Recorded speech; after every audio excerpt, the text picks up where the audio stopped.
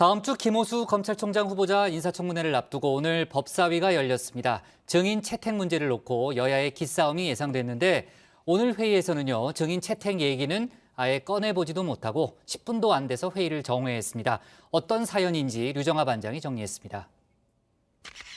네, 이틀 전만 해도 이렇게 주먹밥을 나눠 먹으면서 5.18 정신을 되새겼던 여야. 그래서인지 같은 날이죠. 김호수 검찰총장 후보자 청문회 일정도 금방 합의를 했습니다. 저는 이제 한숨 돌리나 했는데 이틀 만에 또다시 여야가 맞붙었습니다. 역시 법사위원장 문제가 발목을 잡았는데요. 이 누가 회의를 진행할 거냐 하는 문제입니다. 현재 법사위원장은 민주당 윤호중 원내대표죠. 윤 원내대표는 여당 원내대표로서 회의 진행이 곤란하다는 이유로 여당 간사인 백혜련 의원에게 회의 진행 권한을 위임했는데요.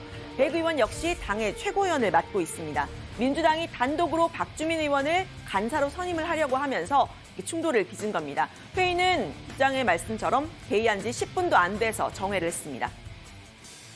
의사일정 제1항 감사 선임의 건을 상정합니다. 그러면 하면 안 되지. 이러면 윤호중이라고 오면 못 오는 이유가 뭔데? 지금 도청에 계시잖아요. 국회 여기 이 건물에 있으면서 못 오는 이유가 뭡니까? 뭐 사고가 난 거예요? 네? 새로운 간사를 선임하고 왜 이래요? 왜 이래요? 가만히 있어 봐야죠. 다 차지하고 있으면서 새로운 이래 백간사. 간사를 선임하도록 하겠습니다.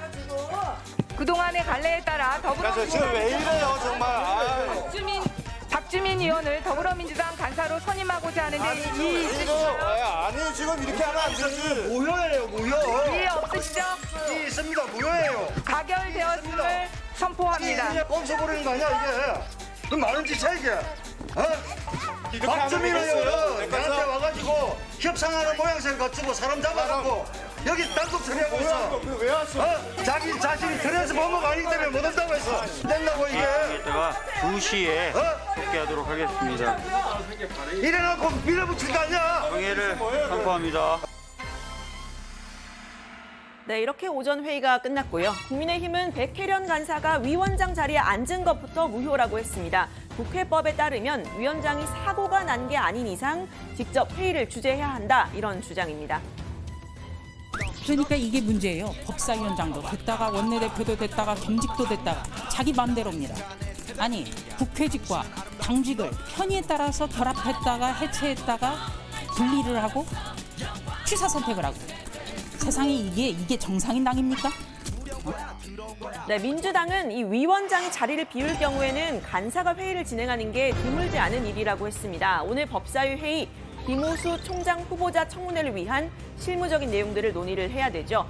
청문회 실시 계획서부터 증인 참고인 채택 문제까지 논의를 해야 했습니다. 민주당은 일단 간사 선임을 새로 해서 논의를 해보자는 입장이었습니다.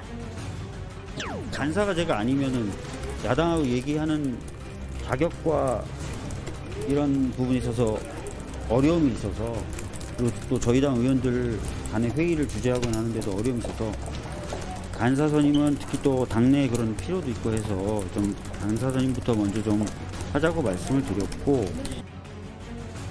네, 오늘 이렇게 회의가 이제 중단이 됐는데 산 넘어 산이랄까요? 사실 이 청문회 증인과 참고인 채택 문제를 두고서는 더 난관이 예상이 됩니다. 김학의 전 법무부 차관 불법 출국 금지 및 수사 무마 의혹이 이제 쟁점이 될 것으로 보이는데요.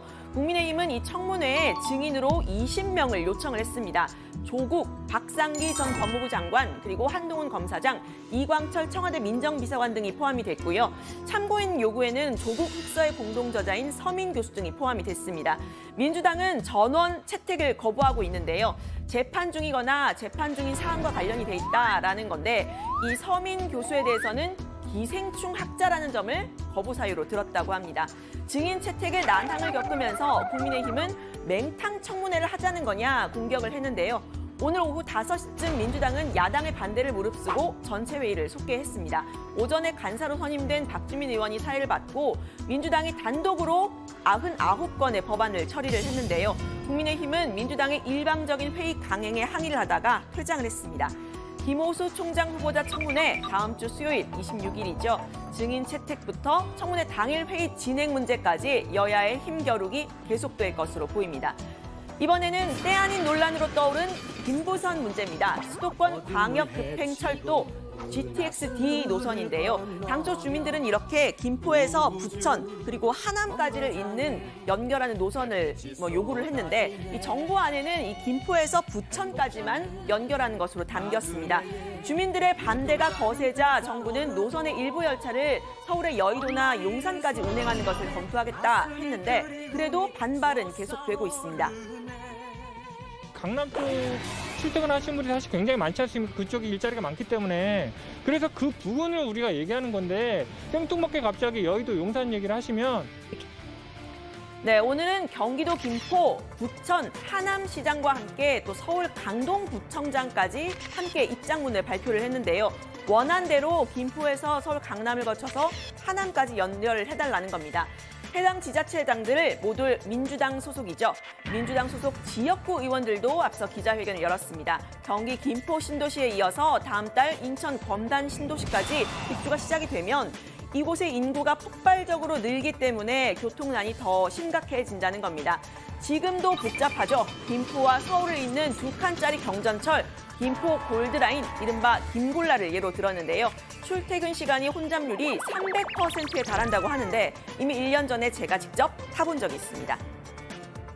퇴근 시간 김포공항역, 발 디딜 틈 없이 빽빽한 플랫폼으로 사람들이 연이어 내려옵니다. 이곳 김포공항역에서 양촌역까지 10개의 역사로 연결된 김포도시철도는 지난해 9월 28일 개통됐습니다. 열차 2칸이 무인철로 운영이 되는데 평일 기준 하루 6만 명이 탑승합니다. 네, 어쨌든 이 지역 주민들은 정치인들에게 이 지옥철, 김골라를 직접 타봐라, 이른바 김골라 챌린지를 제안을 했는데요. 여권 대선 주자로 나선 이낙연 전 대표 직접 챌린지에 동참을 했죠. 이 전 대표는 이 자리에서 직접 노형우 국토부 장관에게 전화를 걸어서 해결을 촉구하기도 했습니다. GTX-D 노선 연장을 요구한 여권 대선 주자도 있죠. 이재명 경기지사입니다. 노선 확정은 경기도와 상의해달라, 이렇게 국토교통부에 요청을 한 건데요. 이 김부선이 확정이 되고 도민들의 반발이 계속되면 이 지사의 대선과도 결코 유리하진 않겠죠. 특히 이제 지역 균형 발전이라고 하는 측면에서 매우 중요한 가치가 있다고 생각됩니다. 우리 도에서 판단하기로는 역시 이제 김포에서 부천을 거쳐서 서울 남부 지역 거쳐서 이제 하남으로 이제 기착하는 것이 가장 합리적이다라고 하는 판단을 하고 있는데. 네, 그런데 야권에서도 이 챌린지에 동참한 사람 있었습니다. 국민의당 안철수 대표인데요. 안 대표는 뒤늦게 본인도 이낙연 전 대표와 같은 날 이 열차를 탔었다 고백을 했습니다. 안 대표는 보여주기 식으로는 하고 싶지 않아서 조용히 출근했다라고 했는데 우선 이 코로나 시국에 혼잡도를 낮추기 위해서는 배차 간격이라도 늘려야 한다, 이런 제안을 하기도 했습니다. 이 지역 민심에 대선을 앞둔 정치권도 가세를 하면서 광역급행철도 같은 대규모 건설 사업 또다시 뜨거운 감자로 떠오르게 됐습니다. 오늘 발제 이렇게 정리합니다. 김호수 청문회 앞두고 법사위에서 격돌한 여야.